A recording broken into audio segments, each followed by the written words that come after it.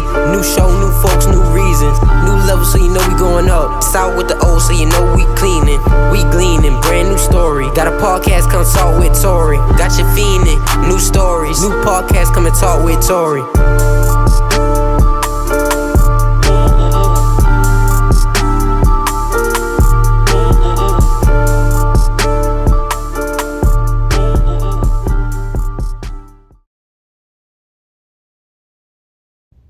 So one person out there love me? Come on, y'all. Show me some love. Show your girl some love. Tori Talks. And buy something on my Etsy shop. Tori Talks 9. Thank you. Hey y'all, welcome back to Tori Talks. I have a special guest with me today, Jeremy Richardson. He is from Ville Platte, Louisiana, sports coach, former athlete, and teacher. Would you like to say hi to the guests? Hey everybody, how y'all doing? Again, my name is Jeremy Richardson. Born and raised in the country, Ville Platte, Louisiana. Uh, been coaching for the past 12 years. Former athlete. Played sports all my life. Family big in sports. Pops was a coach. Brothers all played sports. It's just kind of something our whole family did, still do. Don't see it stopping no time soon. So, I know you're from Ville Platte. Are you still residing there or No, I currently live in Lafayette, about 30 minutes away. okay? And so you said that you're coaching. What sports do you coach? Primarily basketball. I just got out of football past year. Just with the amount of time it takes away. I got a 7-year-old daughter, so I need that time at home with that one. Okay. And I'm gonna go back a little bit.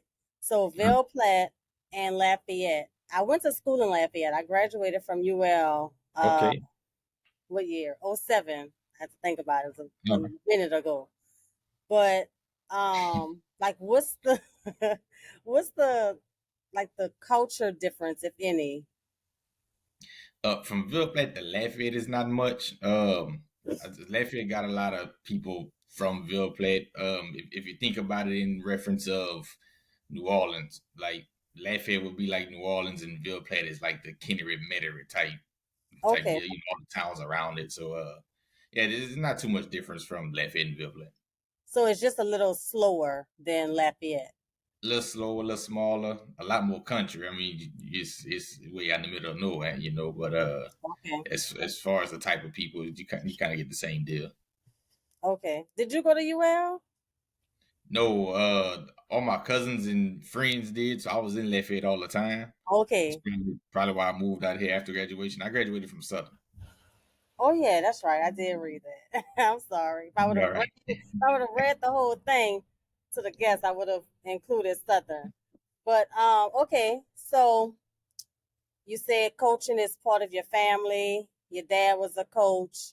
Okay. Is that what inspired you to coach, or was it something else? Oh, definitely, it was my dad.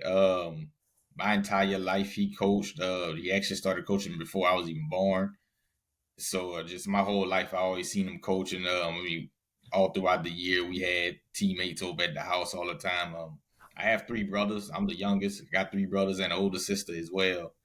So having my teammates there was kind of like my siblings to be that same age or something younger than me. So although I was the youngest out of my siblings, I was never the youngest in the house. I mean, we always had a house full of people. Kind of seeing the things that he did for the kids, the ones who probably weren't as fortunate as having active parents and stuff, and just seeing how he was and how people cherished him and the things he was able to do. I knew from early age, look, the same thing my dad doing. That's what I want to do too. Yeah, yeah. And so also we told the people that you're a former athlete. Um, is that part of like why I guess why did you stop playing? And is that part of the reason that you began coaching? Which I stopped playing because I stopped growing. Uh, But I they have mean, yeah, after high school. some other players who are vertically challenged. Yeah. True. I guess I knew that I ultimately wanted to coach, so stopping, pursuing the coaching side of it sooner, was able to get into that. Like I said, I mean, at an early age, that's what I knew I wanted to do. I Mhm. had a chance to walk on with basketball at Southern my freshman year, but then I also had the opportunity to help with the coaching staff. So I went with the coaching staff because I knew that's what I wanted to do. And I got into it right away my freshman year at Southern, and just been in it ever since. Okay, that's good because not a lot of people,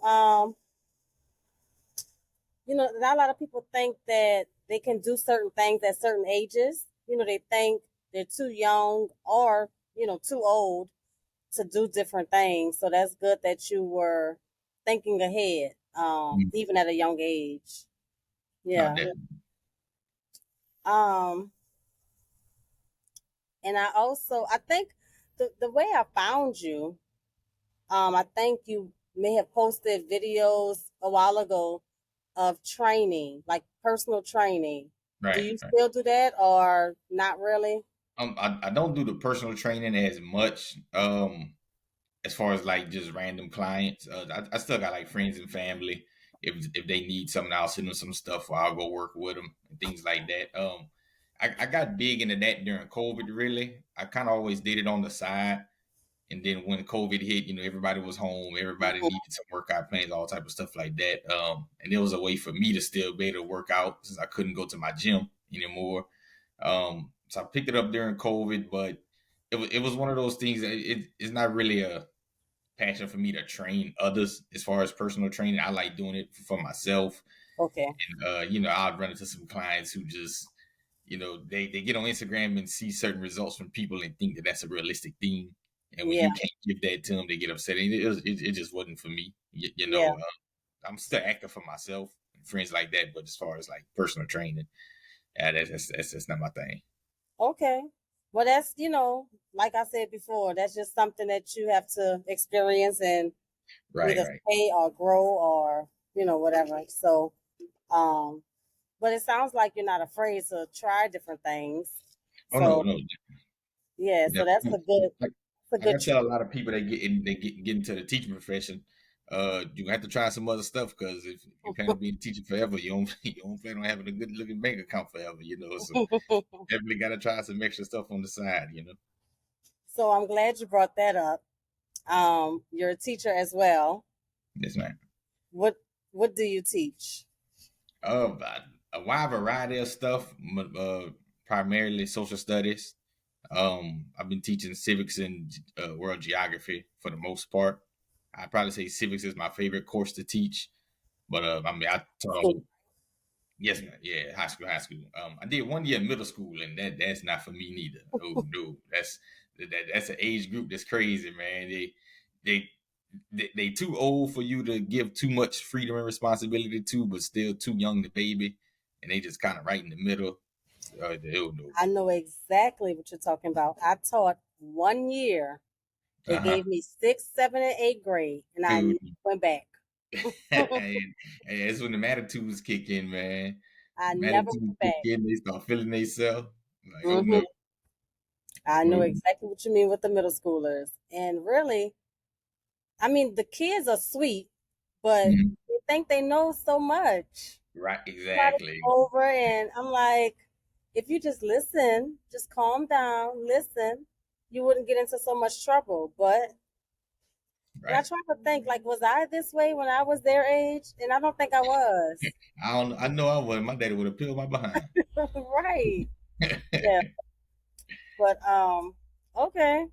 So we talked about sports, your what you used to play, what you coach. We talked about personal training.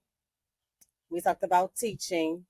Of those, I think I know your answer, but of those three things, what could you see yourself doing, you know, until whenever for the rest of your life?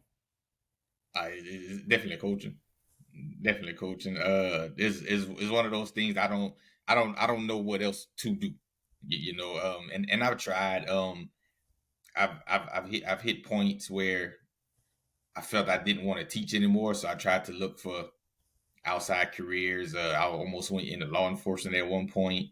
I went to the oil field for a little while, and it just is, I would come back home, and because I was doing that, I couldn't coach as much. So I would Mm-hmm. come back home and I'm just like, man, dude, I don't know what to do. Like I should be at practice right now. I should be getting ready for a game or something like that. I should be in Mm-hmm. the gym. I should have my little one on side me. And I just didn't know what to do. I didn't know what to do. So like at this point in life, I can't see myself not coaching. So coaching and teaching kind of just stuck together. Right. The teaching part comes with it. I've been told by others, why don't you just do AAU ball so you coach during the summer and have a different job outside of teaching? But I'm like, it's just different. It's whenever you're coaching like with the high school sports, you're so intertwined with those kids' lives. You're with them throughout the whole day, and it's just a different preparation process. It's a different involvement. Whereas with summer ball, when the summer is over, you don't deal with them again until May comes around, and Yeah. it's just a different type of atmosphere. And that's actually what my dad did. My dad did summer ball, but he would find ways to keep those same kids active throughout the year. So although he only actively coached during the summer, because he's actually a registered nurse, so outside of the summers he was working 6 days a week, 12-hour shifts. Then when summer came around, he would maybe work 2-3 days a week. But in those non-summer months, he still found ways to get kids in the gym, still show up to the kids' school games. He Okay. would all throughout the week. He was at other kids' high school games. He barely came to ours because he was at everybody else's.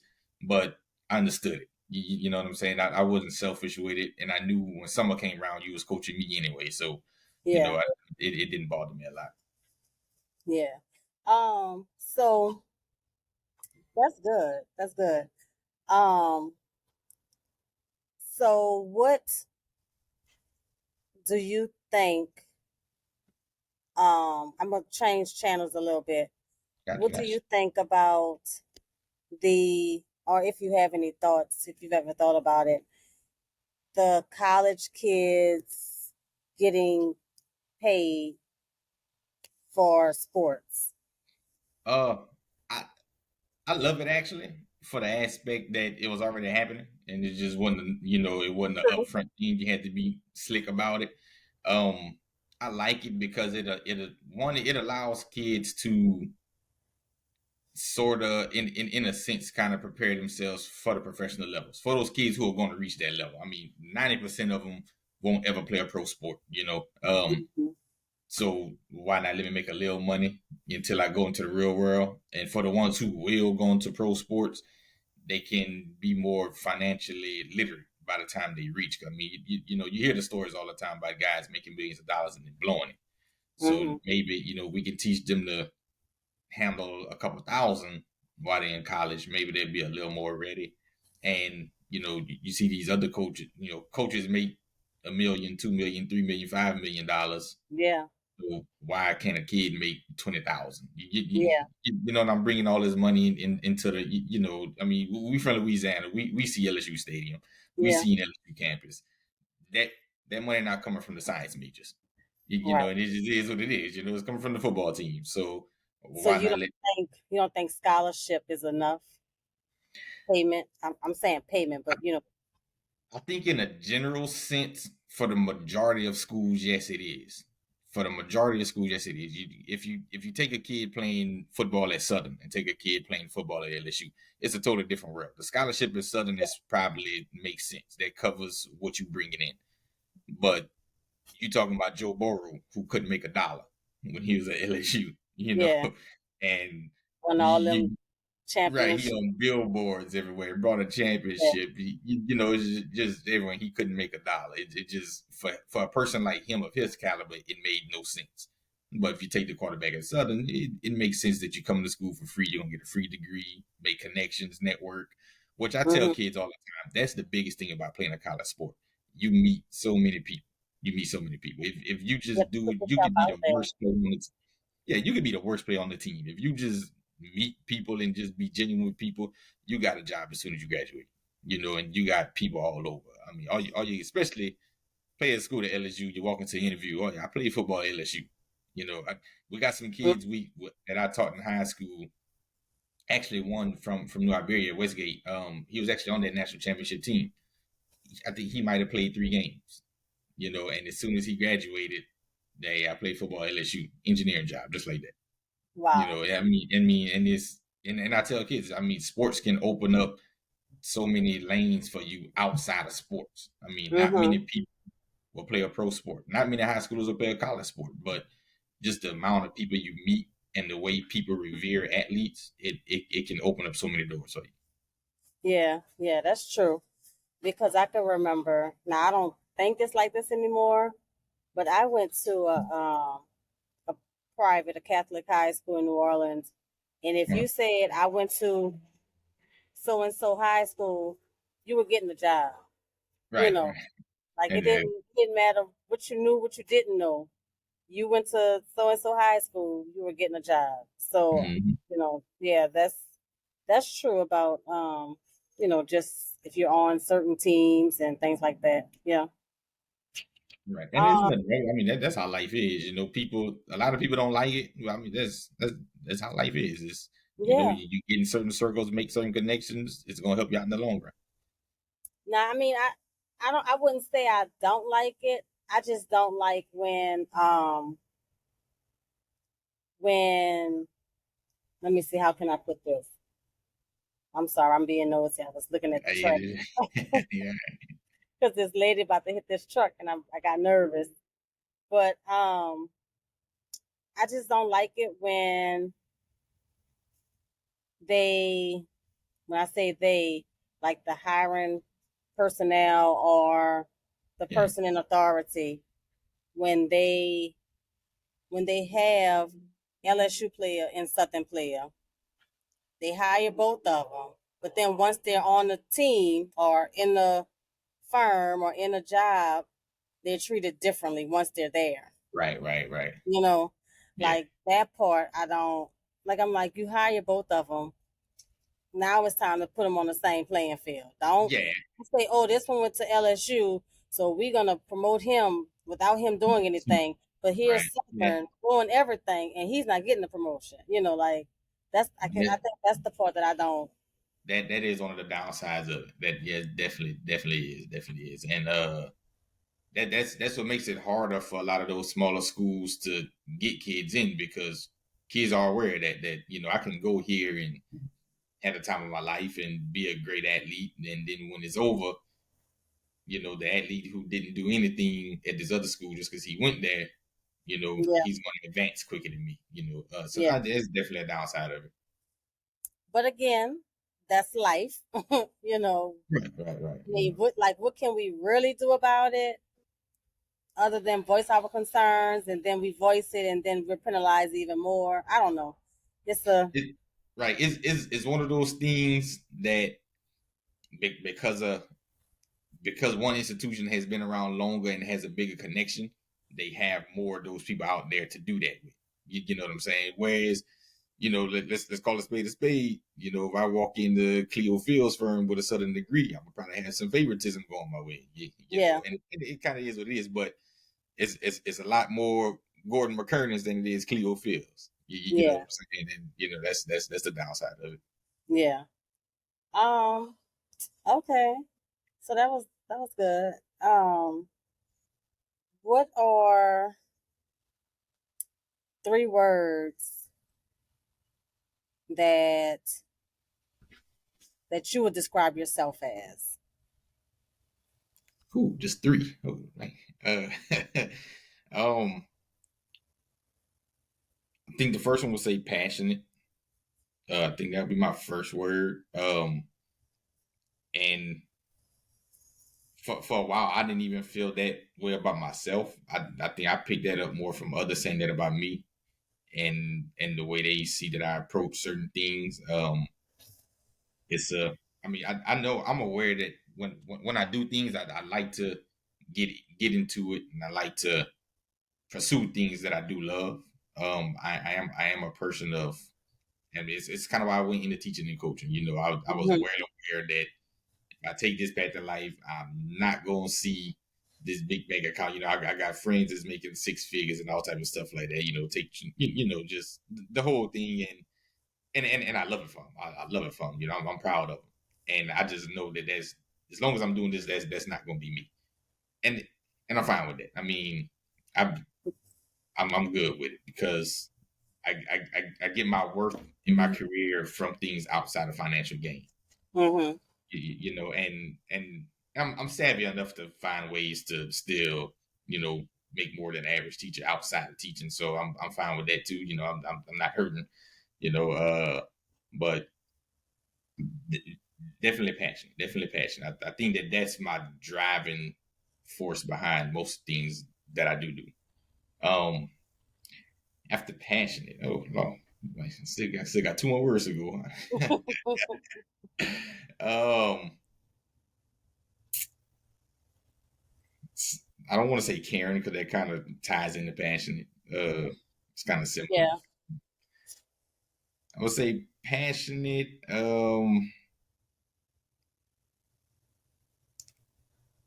Diverse. If that's a way to put it. I mean, I got a lot of different talents. We talked about the personal training thing.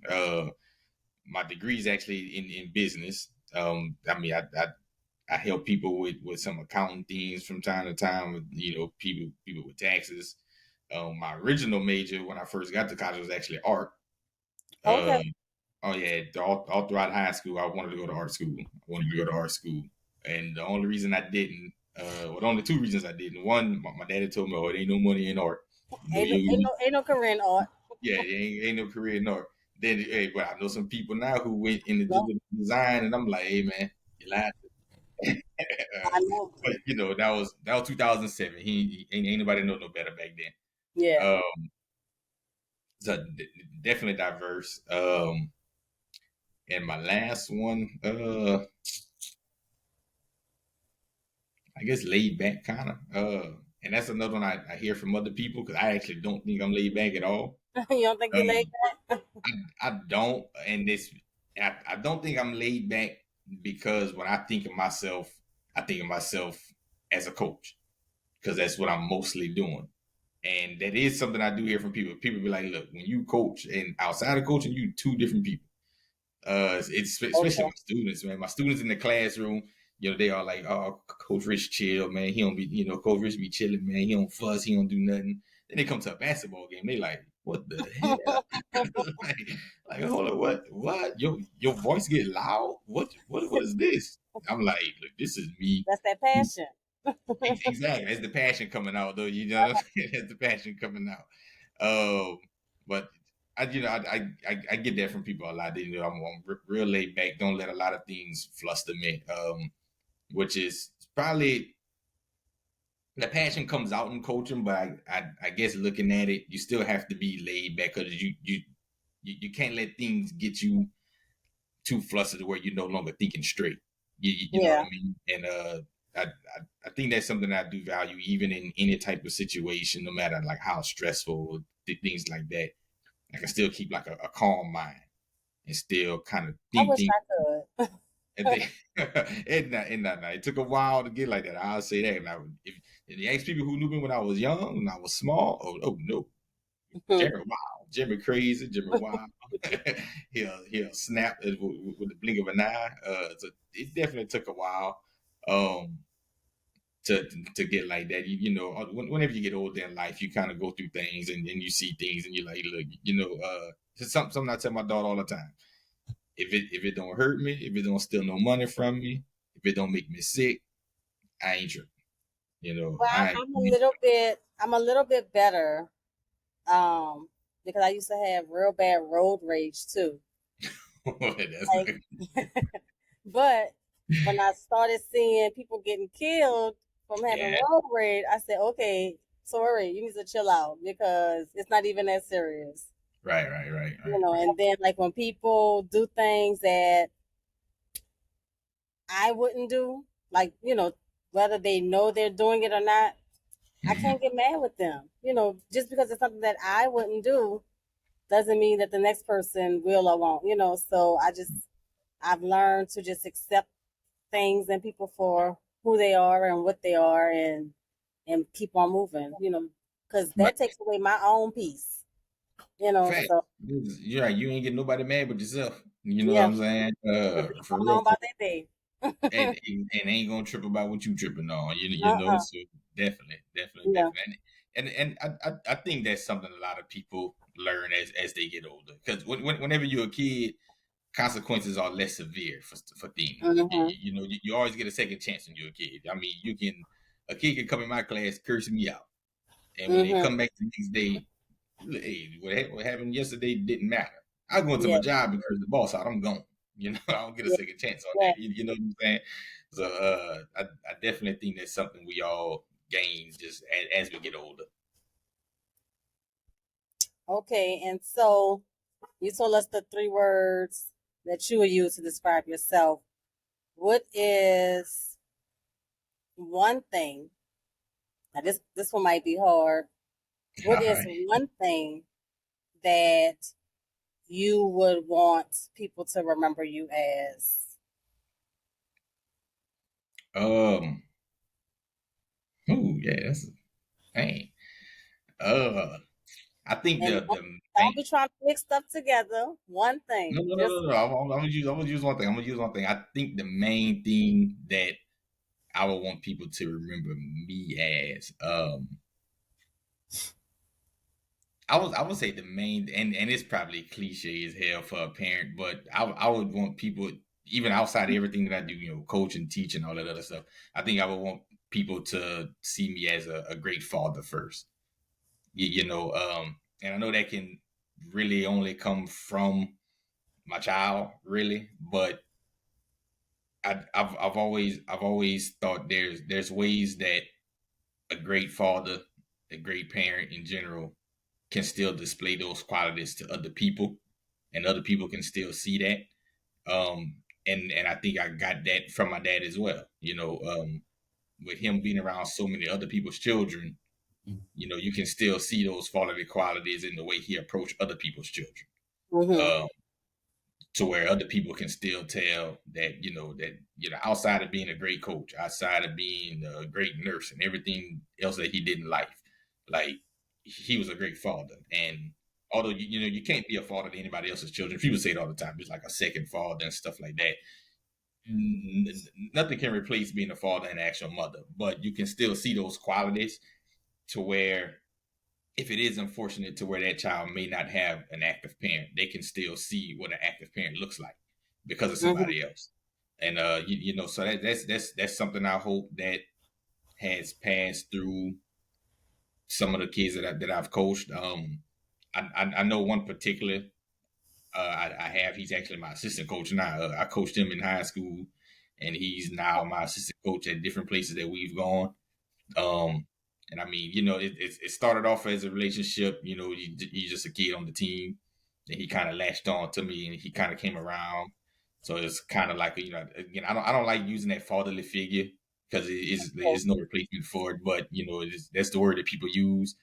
But then as he's gotten older, it's became more like a brother relationship with him. So it's and I think now he's doing that for other kids. He's coaching too, and he's doing that same thing. So I think that aspect, that kind of fatherhood aspect, that taking care of the community around you, is kind of the main thing that I would want people to remember me for. Whenever I'm done with all this, I could, no matter how many games I win, games I lose, I just want people, when Coach Richardson was in the community, he took care of that community.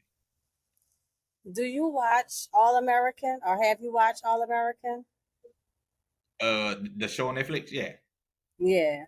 yeah, So hearing you say that, it kind of reminded me of, who was it, JJ, the one who couldn't. He had some heart condition, I think, and he couldn't play football anymore. right, right, Then right. he went straight into. I mean, he was in in college. Instead of him playing college ball, he went coaching, and I Uh think huh. initially they didn't even hire him as a coach. They hired him as like the run boy or something like that, just Uh, run errands for the coaching staff.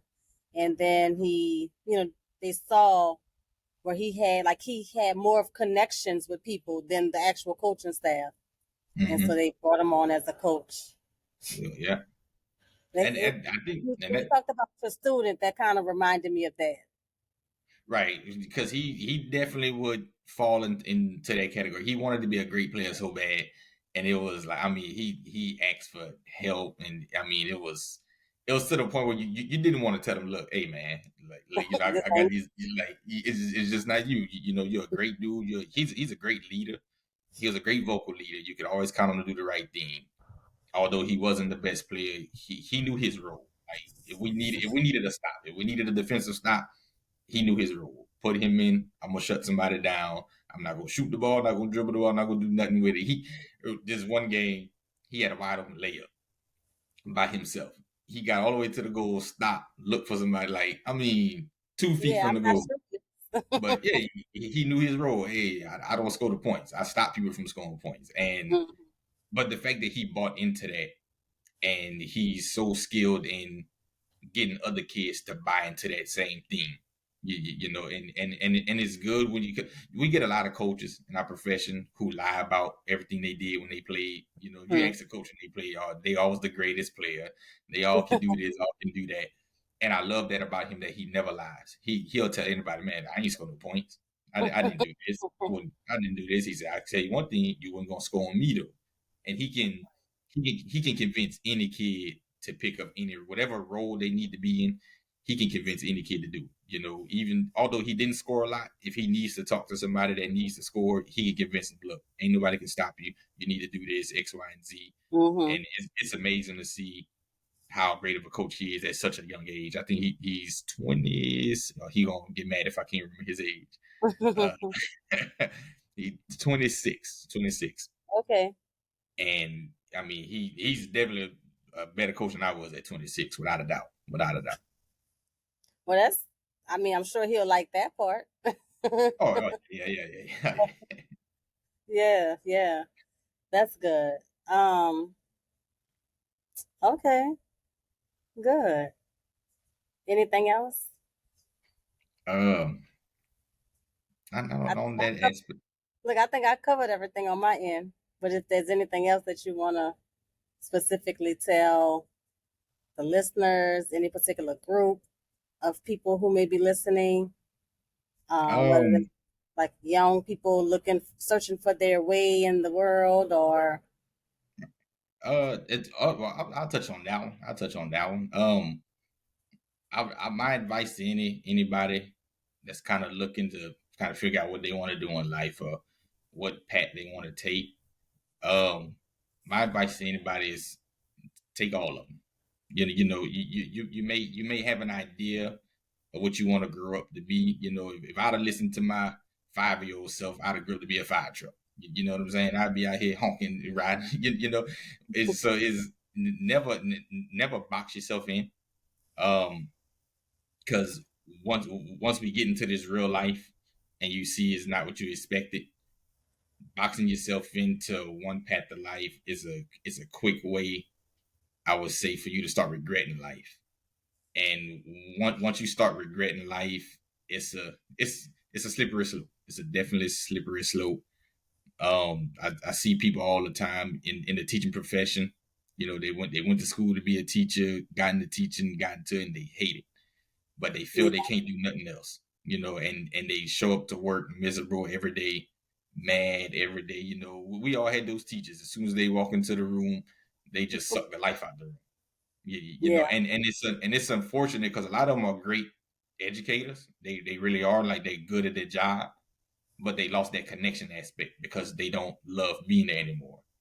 And I think that that's a major aspect of teaching. It's not the only aspect. I mean, you got teachers who can connect with teachers, but I mean, teachers who can connect with kids, but can't teach a bug how to fly.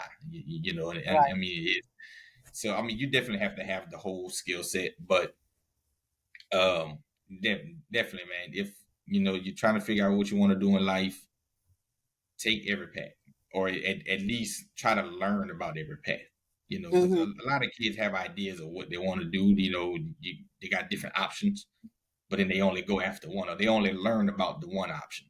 instead of, find people in those fields, and not only find the people who have the great things to say about it, find the people who have the negative things to say about it, and then kind of see, which ones are which ones will weigh more for you. Those pros and cons that you heard about, which ones are more serious, which ones aren't. Um, and make a well informed decision. And I can tell from a personal experience, I would I think if I actually would have did more learning about the higher levels of coaching than I did at an early age, I don't think I would have ever pursued a higher level of coaching. Oh, Um, just because of the things that I've learned about it. It's a it's a saying in coaching. You got two types of coaches. You got ones who've been fired, one who's going to be fired. There's no coach who hasn't ever lost a job or ever moved from a job. If you get lucky enough to fall in a situation like that, then you are the luckiest coach ever. And so with that aspect comes knowing that, if you plan on starting a family, that you have to build a family knowing that if I'm going to be in this profession, this is a possibility that my family is going to be uprooted from time to time. I'm going to have to move mm-hmm. around. So all that goes in the plan of whoever you plan on building a family with has to be in agreement to that. And you have to find somebody who can live that type of life. And it's not a convincing that person to live it. It's a person who's truly, okay with that. It's a decision they'll have to come with on themselves. You can't force Yeah. nobody to live that life. And again, this is all things that if I'd have known going into it, I probably would have never did it. So it's definitely, man. Whatever you plan on doing in life, learn as much as you can about it. Make a well informed decision. I wouldn't. I mean, if you had an early age, like fresh out of college, 21, 22, 23, you could probably dive straight into it, Uh-huh. find out for yourself. If you don't like it, hey, I'm only 22 years old. I can move around. But time time flies. Time flies. Yeah. You're Yes. 22 today and you wake up 32, Yes. definitely, time not stopping for nobody, man. But definitely, man, don't. Do you have any aspirations, or have you even thought about ever, not necessarily now, but teaching on collegiate level or even professional? Not professional. That's something I was never that I'm never interested in, and I think that's more so because I'm such a homebody to Louisiana. All my friends try to most of my friends have all moved out to Texas. All of them, Houston, the Houston area, Dallas. I got some friends in the DMV area, and they all say, "Yo, man, you ain't got nothing in Louisiana, man." This is like, look, that's to y'all, bro. Like, look, I love waking up with a big yard. I love the laid back culture around it. Like, I love Louisiana. There is nothing, and I, I like traveling, cool, but to be there forever, nah. Ever like to live? Yeah, it's like, look, I like it here. And it's a low cost of living. Yes, it Y'all is. making a whole lot more, but y'all still stressing behind how much stuff costs. Um, but yeah, nah, the professional level, nah. That's just something I just never. To me, the pro side of sports kind of take away the part of coaching that I like. Um, and that's the connections you make with people and the impact you have on people's lives. I think that pro sports is such a business, which is Business. right, and it's understandable. That's what it's there for. Um, but it takes away the side that I do love. I have thought about the coaching side. Is on the whole for now, just because of how you get into that whole coaching ranks in college. A lot of people don't realize most high school coaches make more than assistant college coaches. Wow.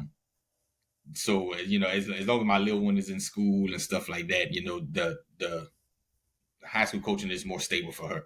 So that's a sacrifice I got to make for her. I can't be, one year I'm coaching at Southern, then if the head coach get fired, everybody get fired. That's how it works in college. Head coach get fired, everybody gone. And who knows where you pick up. I got friends who coach college, and some is in Georgia one year. The next year he was in Carolina. Then he was way out in New Mexico for a year. So it's like, so they move around too, college oh, coaching. oh yes. Okay. Whenever they're starting out, oh yes. So and it's mostly at small schools starting out. Unless you're fortunate to go to a bigger school, then a lot of times you can get on with that. Like if you graduate from LSU, they probably will hire you. Right, you graduate from LSU and you get good with them, you can probably get a spot at LSU. And if you get a spot at LSU, that resume travels a lot better. So you can probably find a little more stability or find bigger jobs sooner. But with those bigger jobs come a shorter leash. So it's definitely pros and cons to it. Again, find out those pros and cons and weigh your options on it.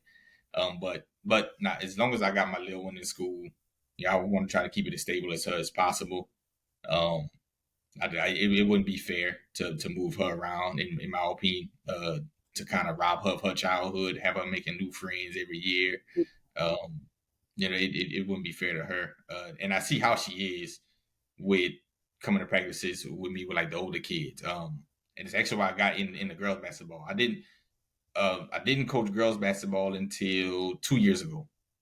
Okay. And once I did that at Lafayette High, I would bring her to practices with me. She used to hate coming to practice with me. When I had boys, she hated it. It's nothing to do with these stinky boys. I don't want to be around here. Then once I got with the girls, the girls love her. They want to play in her hair. They want to do her hair for her. They want, so seeing that connection, again, those connections, seeing that, giving her that experience, because she is the only child. So giving her that experience, it's like she got some older sisters and stuff like that. That's something that I love for her, that I don't want to take from her. So, and with having those college athletes, I mean, they, they don't care. Yeah, a kid might be cute here and there, but at the end of the day, look, after practice, I'm trying to, Yeah, I'm not. Yeah, spend time with right. Okay.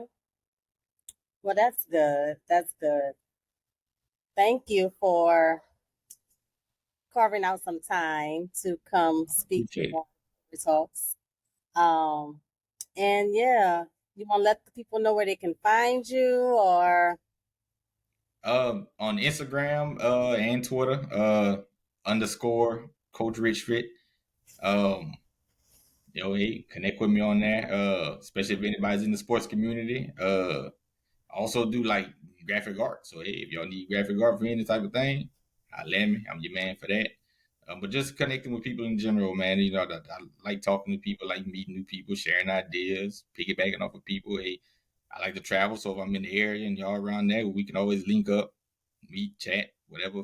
I like meeting people, man. Hey, if I didn't like people, I wouldn't teach. Me too. Well, I don't teach, but I love, like I said, I like talking. I like meeting people, like learning new things.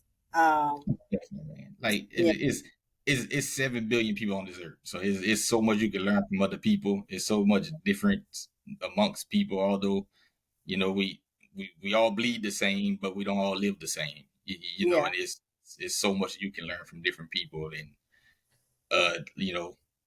life is the biggest teacher, and I think everybody within life has their own thing that they can teach others.